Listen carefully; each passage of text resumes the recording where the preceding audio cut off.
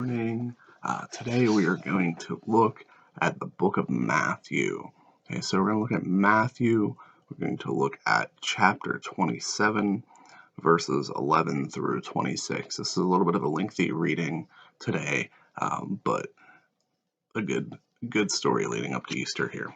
So we're in Matthew 27, starting in verse 11. Now Jesus stood before the governor, and the governor asked him, "Are you the king of the Jews?" Jesus said, "You say so." But when he was accused by the chief priests and elders, he did not answer. Then Pilate said to him, "Do you not hear how many accusations they make against you?" But he gave him no answer, not even a single charge, so that the governor was greatly amazed. Now at the festival, the governor was accustomed to release a prisoner for the crowd, anyone whom they wanted. At that time they had a notorious prisoner named Jesus Barabbas. So, after they had gathered, Pilate said to them, "Whom do you want me to release for you, Jesus Barabbas, or Jesus, who is called the Messiah?" For he realized that it was out of jealousy that they had handed him over. While he was sitting on the judgment seat, his wife sent a word to him, "Have nothing to do with that innocent man, for today I have suffered a great deal because of a dream about him." Now the chief priests and the elders persuaded the crowds to ask for Barabbas and to have Jesus killed. The governor again said to them, "Which of the two do you want me to release for you?" And they said, "Barabbas."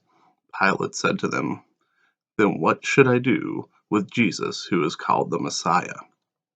All of them said, "Let him be crucified." Then he asks, "What evil has he done?" But they shouted all the more, "Let him be crucified."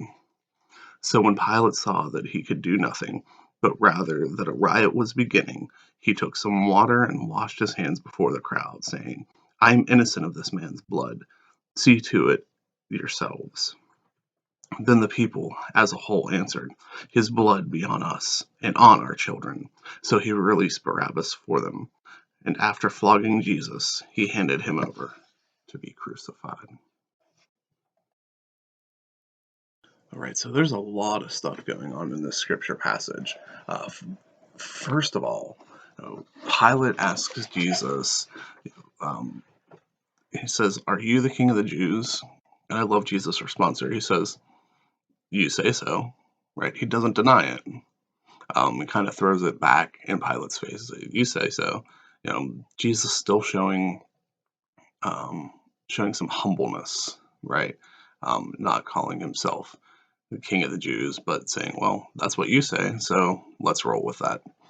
And then he goes on to talk about how the priests question him, and he doesn't answer. He remains silent.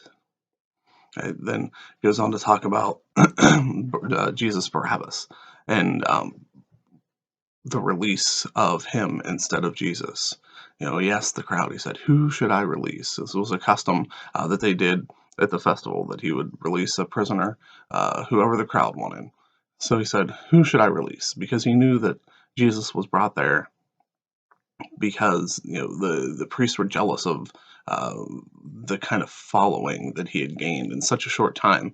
The Jewish people didn't like that he was gaining so much fame and so much notoriety so quick. They actually, and here's the fun thing to think about, they actually thought that he was guilty of a crime, right? He likened himself by earlier, we read that he said that he was the Son of God, thereby putting himself on the same level as God, which was heresy.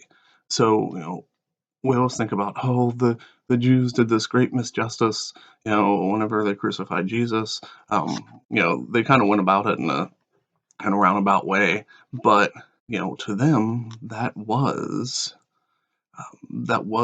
justice. That was, heresy was a true crime that had to be answered for. So, anyways, so Barabbas or Jesus, it gave him the choice, right? And so they wound up saying, "Release Jesus Barabbas." And what do we want to do? And then he asked, "What do you want to do with Jesus, who they call the Messiah?" And immediately, from the input of the leaders that have been going around talking to the crowd, crucify him, crucify him. They ask him twice. He asks the crowd again, then what should we do? What evil has he done? So giving the crowd a chance to, come down from their standpoint. They produced no evidence. They said nothing. All they said was crucify him. And so Pilate goes on and says, you know what? This is not on me. Pilate knew that this was all out of jealousy. This wasn't, something that Jesus had actually done that should be crucified for. So he said, you know what, crowd, this is on you. And I think one of the fun things to look at here is how, it doesn't say exactly that Pilate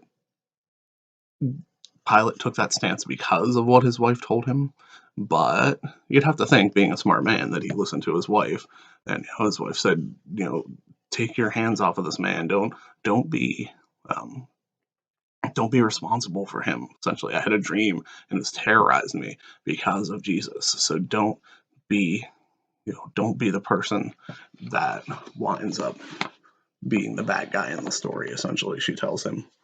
So he says, he tells the crowd, you know what? His blood is on your hands. It's not on mine. And how does the crowd respond? You think that was a tactic by Pilate, that they would say, oh, you know what? I don't want his blood on my hands. We're going to step back. But how do they respond? You know what? It's fine. They say, put the blood on my hands and the blood on the hands of my children. And so stepping up, taking responsibility for the decision that they had made. So then you go on that Pilate flogs him and then sends him off to be crucified, which is where we will pick up on the story tomorrow as we travel through this Holy Week.